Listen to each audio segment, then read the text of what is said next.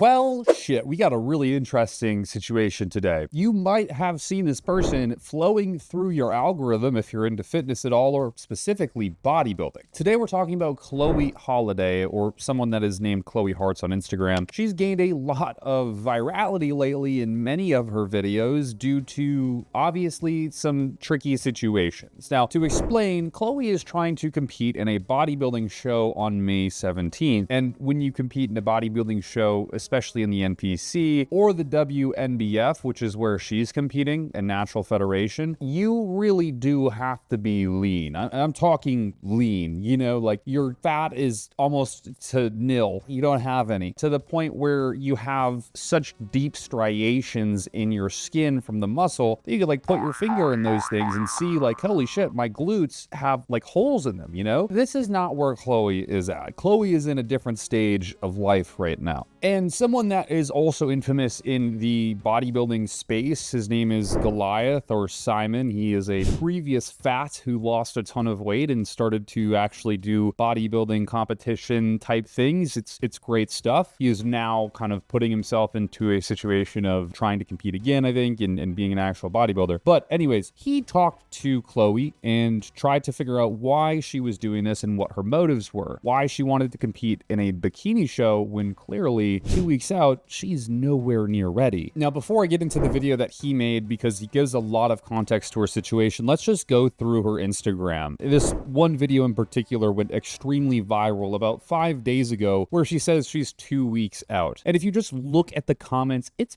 pretty brutal. I mean, she's getting bullet holes through her, right? She is dealing with a wall of hate that I think is insurmountable, with thousands of comments on this post, many of them reaching several thousand likes, which is concerning when you're definitely just one individual who started an Instagram profile not but just a few weeks ago, right? In the comments, you can see one guy that got almost 31,000 likes said, "Respectfully, your coach is taking advantage of you and putting you in this position to fail." The second one, over 2,000 likes, says, "No disrespect, but I would consider switching to a show that's further out." The third one, which is 20,000 likes strong, "Girl, whoever your coach is lying to you straight up. You are not in 6 weeks out conditioning. Please change the show. Coach L," right? And they continue to go on and on and on. Of course, there's people supporting her, but a lot of the commentary behind this situation is that she's being disrespectful, right? One person says in specific, "Please don't. Weight loss is not bodybuilding. Your coach is taking the piss.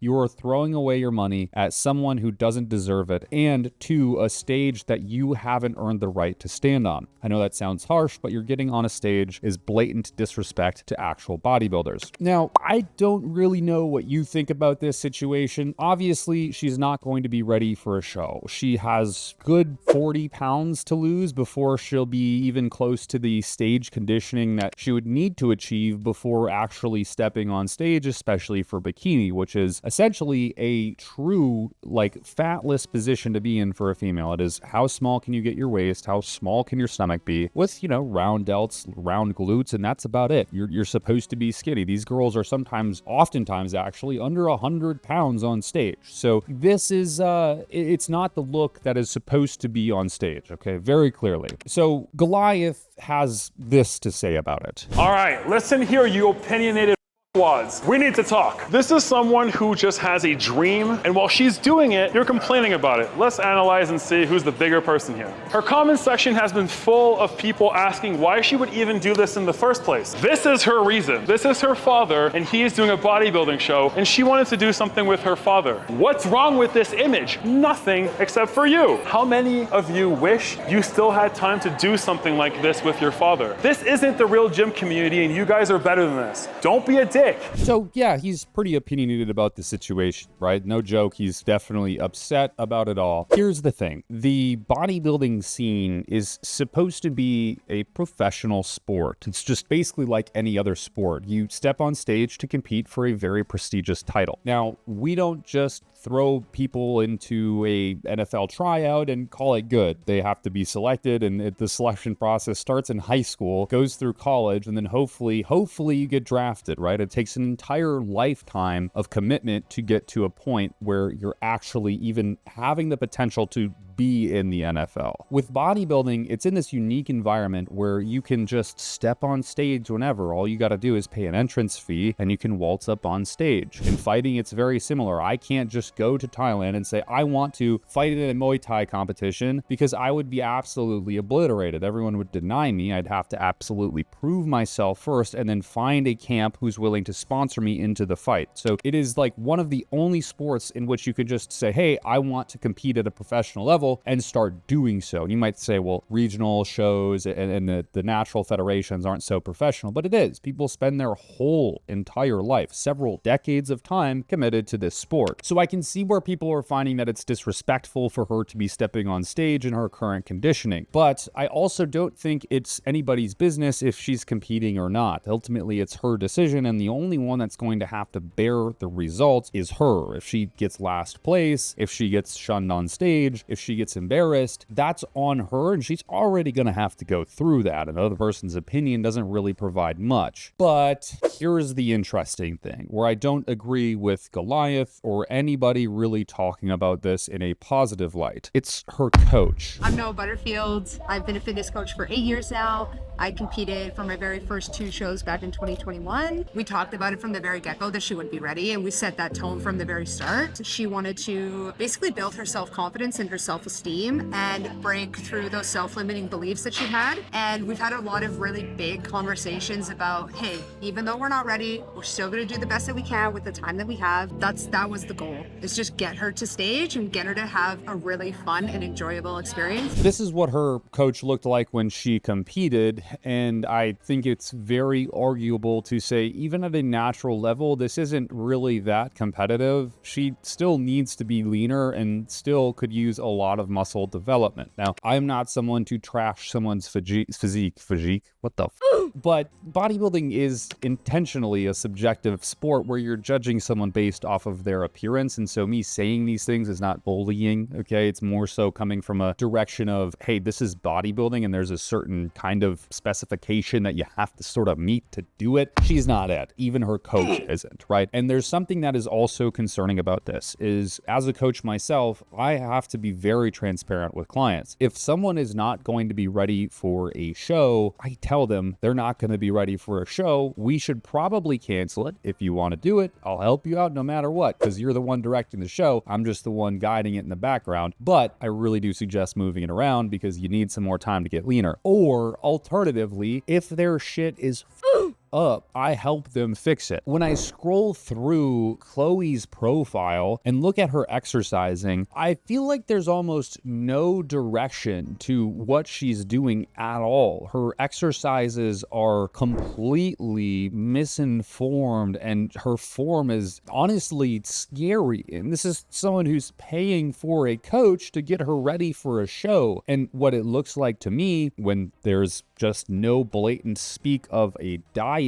anywhere in her profile, the most that she's doing is 75 minutes of stair climbing a day, which is pretty common for a bikini competitor, but placing that as a sort of center of importance in the regime of getting ready for a show is so insignificant. I mean, to burn 200 calories, you got to basically do cardio for about an hour, but to stop eating 200 calories, it takes a second. I don't know what the coach's background is, right? But what I'm saying is, I feel like there's a lot of miscommunication between the coach and the client here, because the client clearly isn't training with great effect. The form, the intensity, the technique is just all sorts of jacked up. And then 2, I feel like there's not a whole lot of emphasis placed on nutrition right now. And that's probably the most important thing when we're considering getting lean for a show, a bodybuilding show, one of the most intense, grueling, hard things to do in the world. The diet is the biggest part of it. It's why it's hard. It's not the cardio. Cardio's easy. You just sit on your phone and play some games for an hour or 2. Call it good. The hard part is just literally starving yourself for several weeks on end, several months on end. Now, the other problem with this is I get where Chloe is coming from as an athlete or whatever you want to call her, wanting to compete. I get it. But why not sign up for next year, right? Why not say, hey, Dad, I want to do this show with you. Let's do it next year to together and both give ourselves some time to really get this thing right, because she wants to compete with her dad. That's the whole point behind doing this. Her dad arguably is also not ready for a show. So have them both take time to get ready for a show, do one next year, and eliminate the need for all of this communication. What I see happening here is that basically the coach is a clout chaser. She basically wants to just say, hey, I'm a coach. I've been on social media for 10 years and my stuff doesn't get views. Was this your first time dealing with a mass influx, viral amount of hate? Oh, yes. Yes. I've been in the social media game for 10 years now, and I always am just like, why don't people see my stuff? I post such good shit.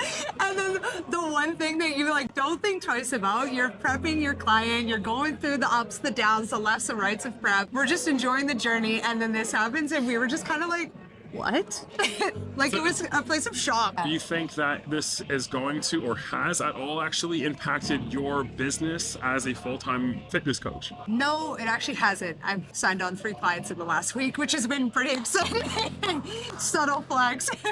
It's just a very pick-me type attitude. I think it's very deceiving to the clients. She's making a bunch of money from the client, I assume, and maybe her dad too, and not being honest with them. Look, something's not happening within the service. The form, there's something not happening here, okay? I don't know about you, but when I work with clients, it is extremely one-on-one. Even if it's virtual, I'm doing videos where I actually see them working out, and then I could record a video of myself doing the same things to show them how it should be done and send that back to them. So there's a lot of things I think missing here in terms of what is actually being provided to this client. I feel like she's misdirected. It's her choice, ultimately. I don't think she should be getting as much hate as she is, but if you want my opinion, I do think that the coach is definitely, I kind of want to point a finger at her, you know what I mean? Now, the second thing that I wanted to talk about outside of the Goliath, outside of whatever the coach's name is, I'm notoriously bad with names. Y'all roasted me on the previous video I made. I'm not even going to try to say the woman's name on the WWE. I just literally cannot pronounce names. I don't know why. You guys ever watch Solo Leveling? You know, when he has to name his shadow summons, he can't remember their original names, so he just always gives them like some random ass name. That's like how I live my life. Everything has a name, but it's not its originating name. So just understand that it's not intentional. I truly just simply, even if I hear the name said, I can't repeat it. I don't know why, okay? Don't get mad at me. But the coach, besides Goliath, besides the coach, besides Chloe,